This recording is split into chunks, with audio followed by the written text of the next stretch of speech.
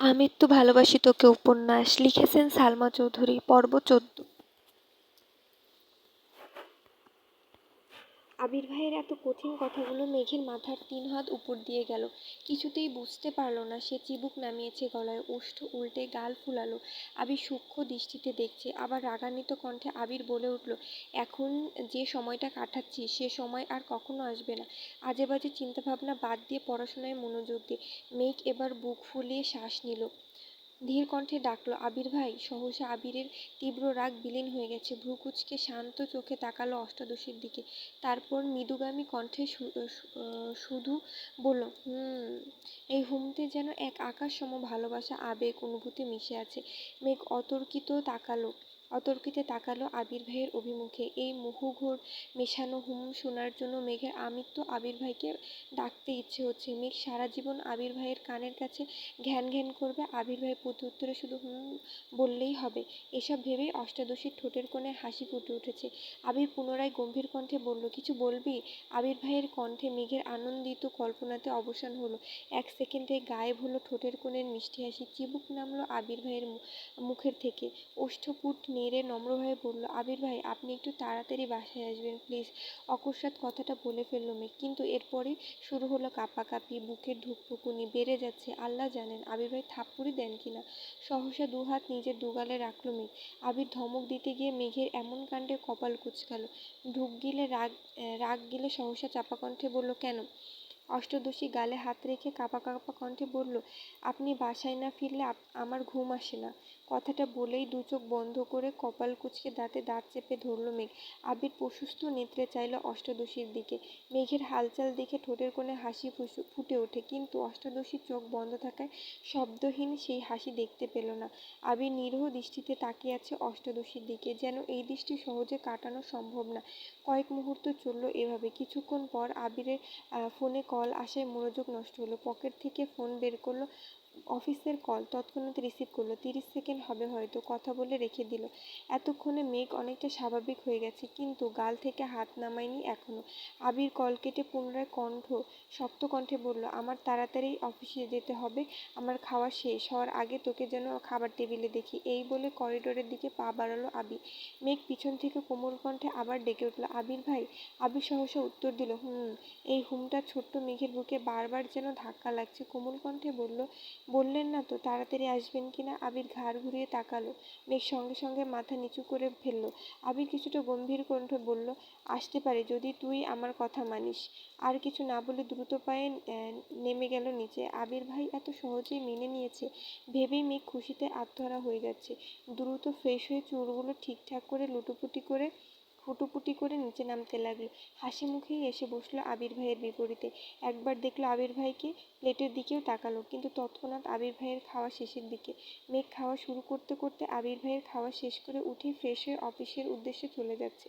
মেঘ এক মুহূর্ত তাকিয়ে রইল আবির ভাইয়ের দিকে, তারপর স্বাভাবিক হয়ে খেতে শুরু করলো। আবির ভাইয়ের এত কথার মধ্যে হুমটাই যেন বারবার কানে বাজছে মেঘের। সবগুলো কথাই মনে পড়ছে। খাওয়া শেষ করে রুমে গিয়ে শুয়ে শুয়ে আবির ভাইয়ের কথা ভাবছে। মেঘ মনে মনে নিজেকে প্রশ্ন করছে, সেই প্রশ্নের উত্তর নিজেই দিচ্ছে। সবশেষে সব প্রশ্নের একটা উত্তর পেল। আবির ভাই চান আমি ভালোভাবে পড়াশোনা করি, তার মানে এতেই আবির ভাই খুশি হবেন। আজ থেকে আমি সিরিয়াসলি পড়াশোনা করব, তারপর দেখব আবির ভাই আমার সাথে ভালোভাবে কথা বলে কিনা।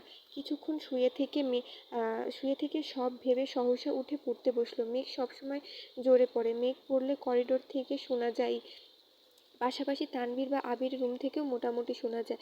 গোসল, নামাজ, কোচিং, টিউশন সবকিছু সময় মতো করছে মেঘ, যেন আবির ভাই আর রাগ দেখাতে না পারে। কী সব ধ্বংসের কথা বলল। এসব কথা কঠিন কথা যেন আর না শুনতে হয়। আবির ভাই যেন সর্বদা কোমল ভালোবাসা মিশ্রিত কণ্ঠে বলে, আর কিছুই বলতে হবে না। এদিকে মনোনয়ন ফলাফল ঘোষণা করা হয়েছে। তানভীরদের এমপি দলীয় প্রতীকে মনোনীত হয়েছেন। পার্টি অফিস থেকে শুরু করে এমপির বাড়ি পর্যন্ত হইচই শুরু হয়েছে। নিষেধাজ্ঞা অমান্য করে সব গণহারে মিছিল দিচ্ছে। প্রথমবারের মতো মনোনীত হয়েছেন এমপি। তানভীর সহ সভাপতি, সাধারণ সম্পাদক, তা সাধারণ সদস্যরা মিষ্টি খাওয়াচ্ছেন সবাইকে। এক পর্যায়ে এমপির বাড়িতে গেল তানভীর সহ আরও 2-4 জন। এমপির মেয়ে হাসিমুখে তানভীরের সামনে এসে দাঁড়ালো। বাবা মনোনয়ন পেয়েছে, এতে মেয়ের খুশির সীমা নেই। কিন্তু তানভীর মেয়েকে দেখে কিছুটা ঘাবড়ে গেছে। আবির ভাইয়া গত রাতে বুঝিয়ে গেল, তারপর ও যদি মেয়ে পাগলামি করে আর সেটা এমপির নজরে পড়লে তানভীর শেষ। তানভীর কিছুটা ভীতু গলায় বলল, কিছু বলবেন? এমপির মেয়ে হাসিমুখে উত্তর দিল, হ্যাঁ ভাইয়া। তানভীর কপাল কুঁচকে বলল, কি? এরপর মেয়ে হাসি থামিয়ে কিছুটা গম্ভীর কণ্ঠে বলল, আই এম সরি ভাইয়া, আমি আপনাকে এই কিছুদিন অনেক জ্বালাইছি। আপনি এতবার বলেছেন আবির ভাইয়ের গার্লফ্রেন্ড আছে, কিন্তু আমি বিশ্বাস করিনি। গতকাল আবির ভাইও বলে গেছেন ওনার জীবনে অন্য কেউ আছে, এজন্য আমি সিদ্ধান্ত নিয়েছি আর কোনোদিন ওনার কথা জিজ্ঞেস করব না আপনাকেও আর বিরক্ত করব না কখনো। আপনি অনেক ভালো। আমি চাই আপনি আব্বুর জন্য সর্বোচ্চ চেষ্টা করুন যাতে আব্বু এমপি হতে পারেন। তানভীরের চোখ ছানা বড়া হয়ে গেল। মনে মনে বলছে, বাহ ভাইয়া, তোমার 2 মিনিটের কথায় আমার 15 দিনের সমস্যা সমাধান করে দিলে। You are great bro. হাসিমুখে বলল, তুমি যে বুঝতে পেরেছো এতেই খুশি। এইটুকু বলেই মেয়ের থেকে বিদায় নিয়ে এমপির সাথে দেখা করতে চলে গেল। বর্ষাকালে শুরু হয়ে গেছে, কিন্তু এখনও বৃষ্টি শুরু হয়নি। আজ বিকেল থেকে আকাশে মেঘের গর্জন। মেঘ কোচিং শেষে বাসায় এসেছে। মেঘের গর্জনের শব্দে পড়তে বসতে ইচ্ছে করছে না, তাই ব্যালকনিতে দাঁড়িয়ে আছে। গোধূলি বেলায় টিপ টিপ বৃষ্টি পড়া শুরু হয়েছে। মেঘ ব্যালকনিতে দাঁড়িয়ে রাস্তায় মানুষের ছোটাছুটি দেখছে। সবাই ছুটছে নিজস্ব গন্তব্যে। মেঘ ব্যালকনি থেকে হাত বাড়িয়ে বৃষ্টি ছোঁয়ার চেষ্টা করছে। বৃষ্টির ফোঁটার স্পর্শ মেঘের সমস্ত অনুভূতিরা যেন অবশ হয়ে যাচ্ছে। হাত বৃষ্টিতে রেখেই কল্পনার জগতে বিচরণ করছে মেঘ। বৃষ্টি বাড়ার সঙ্গে সঙ্গে বৃষ্টির ছিটেফোঁটা মেঘের চোখে মুখে পড়তেই হুঁশ ফিরল অষ্টাদশীর। ব্যালকনি থেকে রুমে চলে গেল। টাওয়াল নিয়ে হাত মুখ মুছে বিছানায় বসলো। মোবাইলের ডাটা অন করতেই একটা নোটিফিকেশন আসছে। ফেসবুকে ঢুকতেই সামনে আসলো আবির ভাইয়ের পোস্ট। অফিসের ব্যালকনি থেকে তোলা হাতের ছবি। ফোঁটায় ফোঁটায় বৃষ্টি, পানি জমে আছে হাতে। সাথে বৃষ্টি নিয়ে সুন্দর একটা ক্যাপশনও দিয়েছেন।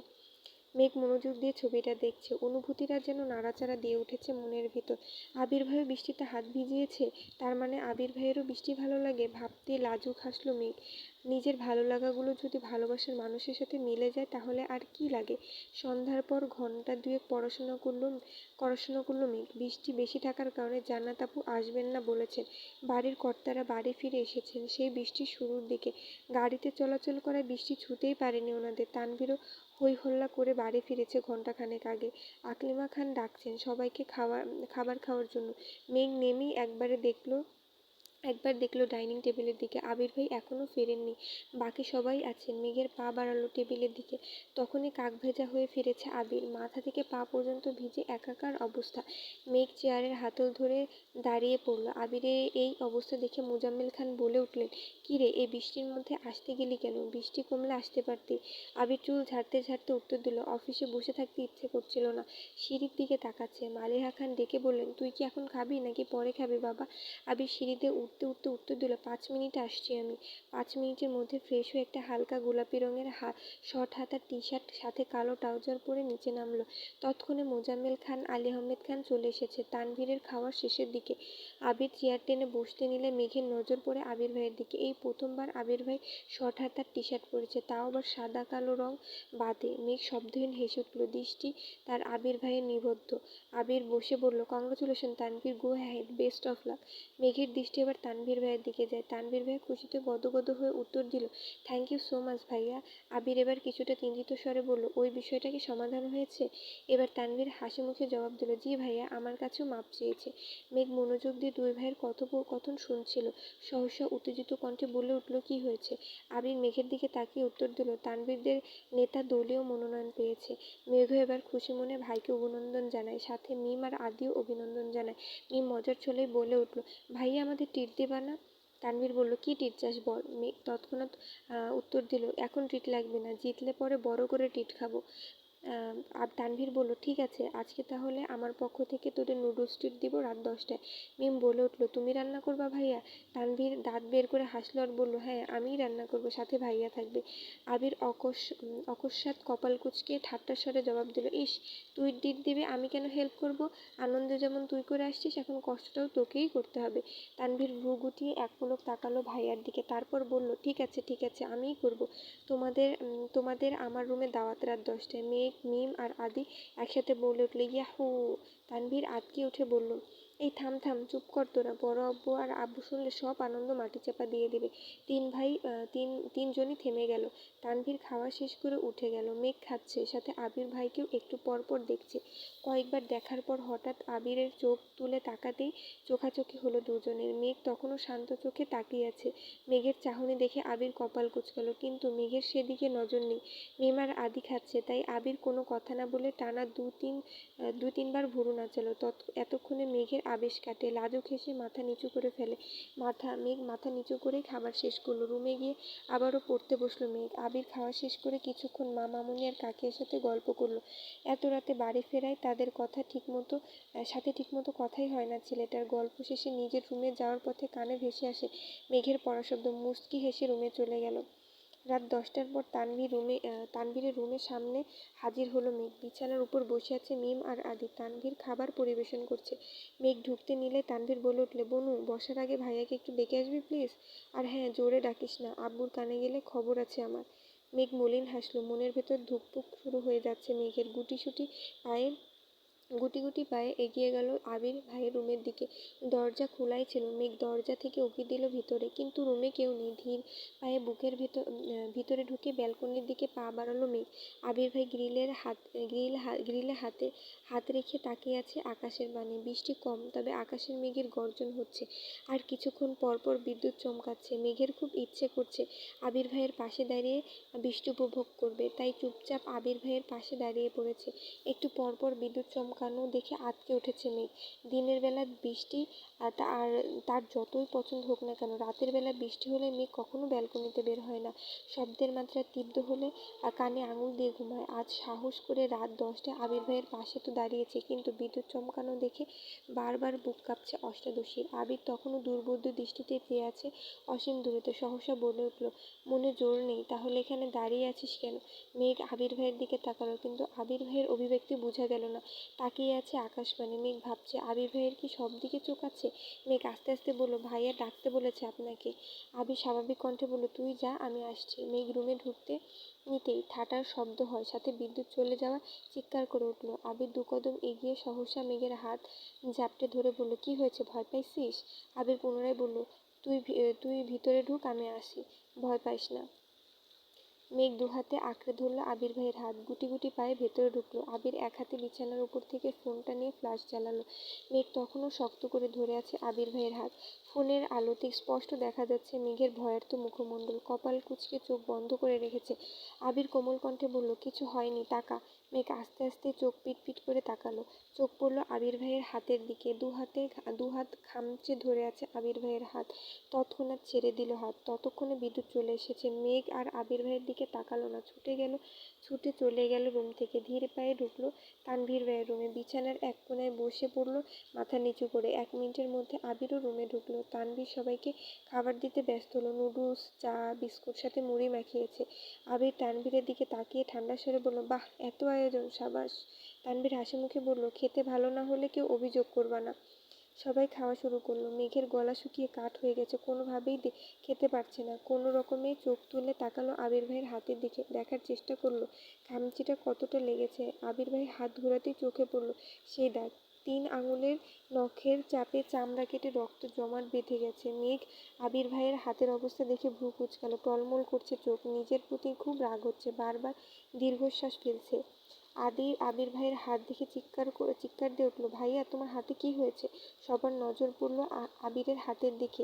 আবির এক পলক দেখল মেঘকে, তারপর স্বাভাবিক কণ্ঠে বলল, কিছু হয়নি, কোথায় কোথায় লেগে কেটে গেছে। আগের পর্বগুলো পেতে ডেসক্রিপশন বক্স এবং কমেন্ট বক্স চেক করুন। আর যদি আমার গল্পগুলো ভালো লাগে তাহলে লাইক, কমেন্ট এবং সাবস্ক্রাইব করতে ভুলবেন না যেমন। আর যদি খারাপ লাগে তাও কমেন্ট বক্সে জানাবেন কোন বিষয়গুলো খারাপ লাগছে, তাহলে আমি আর কি বুঝতে পারবো, আর আমার ইমপ্রুভ কোথায় করতে হবে সেটা বুঝতে পারবো।